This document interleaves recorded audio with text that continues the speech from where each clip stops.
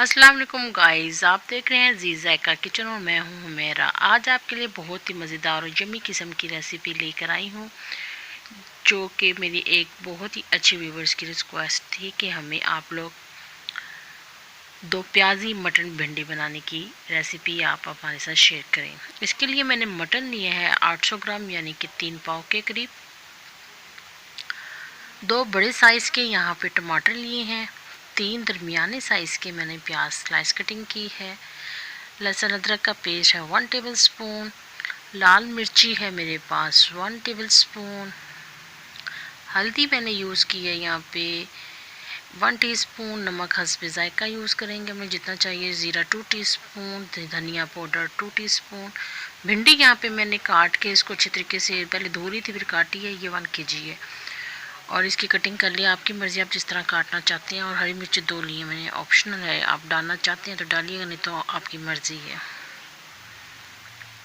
अब एक तरफ मैंने यहाँ पे पैन लिया है। पैन में मैंने ले लिया है कुकिंग ऑयल। 1 कप के करीब मैंने कुकिंग ऑयल लिया है। आपकी मर्ज़ी, आप इसको घी में बनाना चाह रहे हैं कि ऑयल में। और जो मैंने स्लाइस कटिंग में प्याज किए थे वो मैं इसमें डाल के हल्का सा इसको सोते कर रही हूँ। इसके ऊपर कलर नहीं लेके आना। ये प्याज तो सिर्फ मैंने गोश्त जब डालूंगी उसमें जाएगा, और अलग से भी मैं इसके अंदर बिग साइज़ के 3 अदद प्याज का इस्तेमाल करूंगी। वो मैं आगे चल के आपको स्टेप बाय स्टेप सारी आपके साथ रेसिपी शेयर करूंगी। ये मटन बहुत ज़बरदस्त साफ़ सुथरा मैंने लिया है और इसको वॉश कर लिया था, पानी सारा निकाल दिया था, इसको ड्राई कर लिया। अभी देखिए, आपने देखा है कि मैंने इसके जो प्याज इस्तेमाल किए हैं इसके ऊपर मैंने कलर नहीं लेके इसको बस सोते किया था। और भी इसको मैं अच्छी तरीके से मिक्स कर रही हूँ। मिक्स करने के बाद इसको अच्छी तरीके से मैं, यानी कि ये गोश्त की जैसे रंगत चेंज हो जाएगी तब मैं आपको बताऊँगी कि इसके नेक्स्ट स्टेप में हम लोग क्या करेंगे। ये बहुत ही मज़ेदार और यम्मी बनती है। वैसे आप लोग भिंडी गोश्त तो बनाते ही हैं, भिंडी सादी भी बनाते हैं। आप इसके अंदर मैंने ऐड कर दिया है नमक। नमक इसलिए ऐड किया है ताकि ये गोश्त में अच्छी तरीके से रच जाए। और साथ ही मैंने इसकी ऐड कर दिया है जिंजर गार्लिक पेस्ट।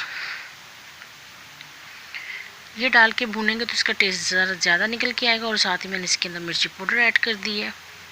लाल मिर्ची पाउडर आप अपनी मर्ज़ी से कम या ज़्यादा कर सकते हैं। हल्दी भी साथ ही ऐड कर दी है मैंने, और सूखा धनिया का पाउडर जो सा था वो भी।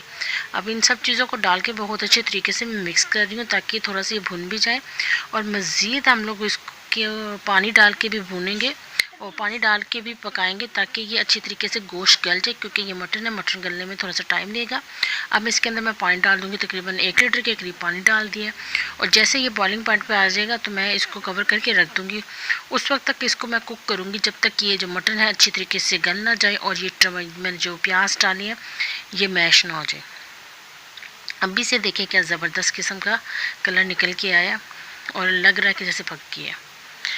अब दूसरी तरफ मैंने कढ़ाई में क्या किया है कि 2 टेबल स्पून मैंने इसके अंदर ऑयल लिया है और जो भिंडी काट के रखी थी इसको मैं फ्राई करूँगी अच्छे तरीके से।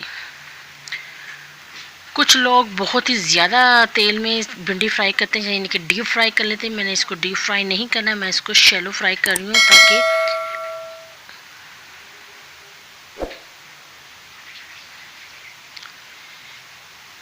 घी बहुत ज़्यादा भिंडी के अंदर ना चला जाए। इधर शैलो फ्राई कर आप देख रहे हैं कि मैंने बहुत ज़्यादा इसके अंदर कुकिंग ऑयल इस्तेमाल नहीं किया, बस हल्की सी भिंडी के ऊपर ये कोटिंग हुई है। ये दो प्याजी मटन भिंडी बहुत ही मज़े की और यमी बनती है। ये एक शाही रेसिपी है, हमारे घर में ये बहुत शौक़ से खाई जाती है। और कुछ जगहों पे तो ये भिंडी जो सी है इसकी भुजिया बनने के अलावा ये चिकन में भी बनती है, मटन में भी बनती है, बीफ में भी बनती है। ये मैंने भिंडी फ्राई करके ये मैंने अलग से प्लेट में रख दी है। ये देखिए क्या ज़बरदस्त किस्म का इसका कलर निकल के आया। और आपने ये नोट किया इसका कलर बिल्कुल भी ख़राब नहीं हुआ, यानी कि कलर चेंज नहीं हुआ, ग्रीन ही रहा है। और इसके अंदर मैंने कढ़ाई के अंदर मैंने जो 3 आपको प्याज का जिक्र किया था, ये 3 बिग साइज़ के प्याज थे, इसकी स्लाइस कटिंग की है। और इसको तकरीबन मैंने इसके अंदर 2 टेबल स्पून ही ऑयल ऐड किया।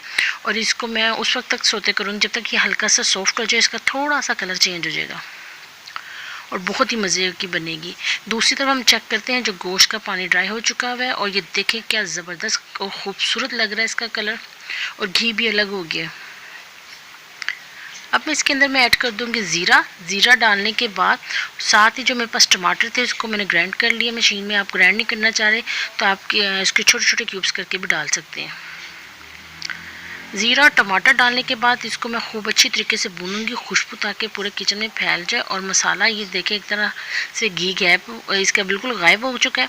उस वक्त तक इसको भूनूंगी जैसे कि दोबारा से घी ऊपर आ जाए और ये टमाटर का कच्चापन भी ख़त्म हो जाए और जो हमने इसके अंदर ज़ीरा ऐड किया है ज़ीरे का अरोमा भी गोश्त के साथ चला जाए।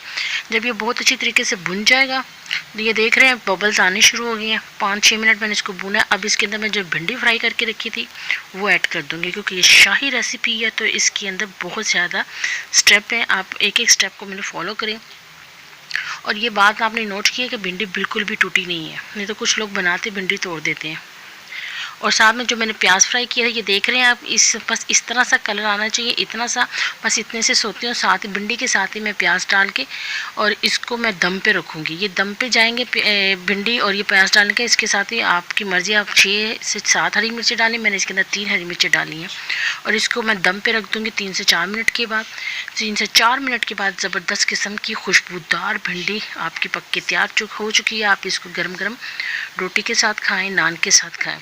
मैं आपको ये डिश आउट करके दिखाती हूँ। ये लीजिए ना, आपने ये डिश आउट किया है, क्या खूबसूरत और मज़े की लग रही है। अगर तो आपको मेरी रेसिपी पसंद आई है, लाइक और सब्सक्राइब और शेयर करना ना भूलिएगा। तो मिलते हैं फिर नेक्स्ट रेसिपी में।